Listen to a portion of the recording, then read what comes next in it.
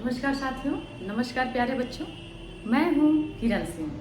चलो आज कुछ नया सीखते हैं। एक बार भगवान विष्णु अपने क्षीर सागर में लेटे हुए थे।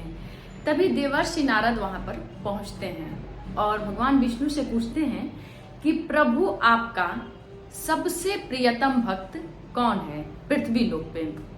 भगवान विष्णु कहते हैं कि है मेरा एक सबसे प्रियतम भक्त पृथ्वी लोक पर है जो मुझे प्राणों से भी ज्यादा प्रिय है। भगवान के इतना कहते ही नारद जी पूछते हैं कि वह भाग्यशाली कौन है प्रभु, मैं उसकी परीक्षा लूंगा, तभी मैं पूरा यकीन करूंगा कि आखिर उसमें ऐसा क्या गुण है जो वह भक्त आपको प्राणों से भी ज्यादा प्रिय है।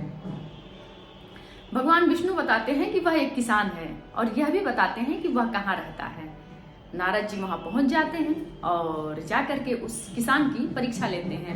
नारद जी जब वहां पहुंचते हैं तो दोपहर का समय हुआ रहता है और वह किसान अपने खेत में कार्य करके वापस घर के लिए लौटा होता है। अपने दरवाजे पे पहुंचता है और एक बार भगवान का नाम लेता है। उसकी पत्नी दरवाजा खोलती है, अंदर चला जाता है, हाथ पैर धोता है, भोजन करता है, फिर अपने कार्यों में लग जाता है। शाम होती है और फिर वह भगवान का एक बार नाम लेता है और रात्रि हो जाती है, विश्राम करता है। फिर सुबह के समय उठता है, भगवान का नाम लेता है और अपने कार्यों के लिए निकल पड़ता है।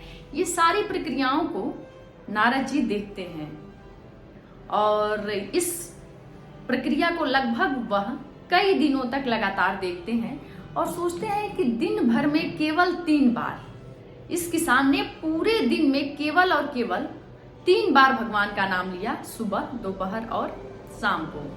और यह भगवान को प्राणों से भी ज्यादा प्रिय है। आखिर इसका रहस्य क्या है? जो ऋषि मुनि साधु संत भगवान का दिन रात नाम लेते हैं, दिन रात उनकी भजन करते हैं, यज्ञ करते हैं, व्रत करते हैं, उन सभी लोगों को छोड़ करके भगवान ने इस किसान का ही नाम आखिर क्यों बताया कि यह मुझे प्राणों से भी प्रिय है। इन्हीं सारी बातों को सोचते घूमते नारद जी भगवान विष्णु के पास पहुंच जाते हैं और सोचते हैं कि जाके सबसे पहले पूछूंगा कि आखिर क्या बात है कि यह किसान आपको प्राणों से भी ज्यादा प्रिय है। नारद जी पहुंच जाते हैं और भगवान के समक्ष जैसे ही जाते हैं वैसे ही कहते हैं कि प्रभु वह किसान तो केवल 3 बार अभी इतना ही कहे होते हैं। तभी भगवान विष्णु उनको रोक लेते हैं और कहते हैं कि नारद, ये वाद विवाद तो बाद में होता रहेगा, ये बड़ा आवश्यक कार्य आन पड़ा है, उस कार्य को केवल तुम ही कर सकते हो, इसीलिए मैंने केवल तुम्हारा चुनाव किया है और कोई भी उस कार्य को इतने बेहतर तरीके से नहीं कर पाएगा।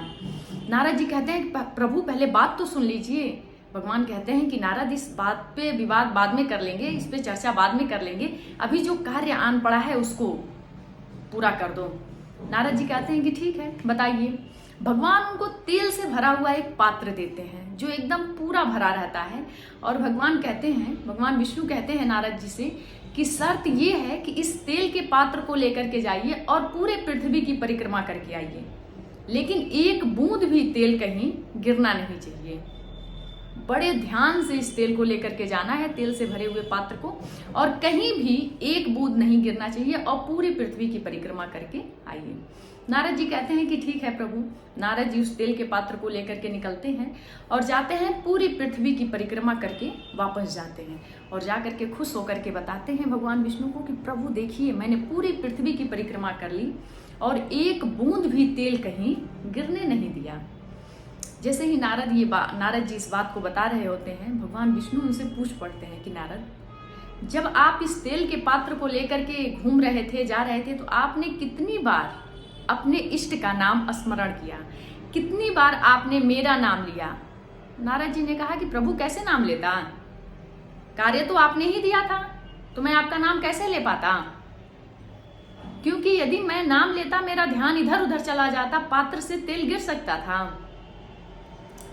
भगवान विष्णु बताया कि नारद, यही तो मैं आपको समझाना चाहता था कि उस किसान के जितने भी दायित्व हैं वो सारे मेरे ही दिए हुए हैं। उन सारे दायित्वों को पूरा करते हुए भी वह भक्त मुझे भी याद कर रहा है। तो जरूरी नहीं है कि हम सारे कार्यों को छोड़ करके ही भगवान का नाम लें। हम सारे अपने कर्तव्यों को, अपने दायित्वों को निभाते हुए भी प्रभु के नाम का स्मरण कर सकते हैं। जैसे उस किसान ने अपने दायित्वों का निर्वहन करते हुए केवल और केवल दिन भर में भगवान का 3 बार नाम लेने से भगवान का प्रियतम बन सकता है, तो हो सकता है हम आप भी अपने दायित्वों का, अपने कर्तव्यों का निर्वहन करते हुए भगवान का नाम लेते रहें। हो सकता है हम लोगों का भी नाम हो कहीं। आप सभी लोगों का बहुत बहुत धन्यवाद मेरी इस कहानी को बड़े धैर्य से सुनने के लिए।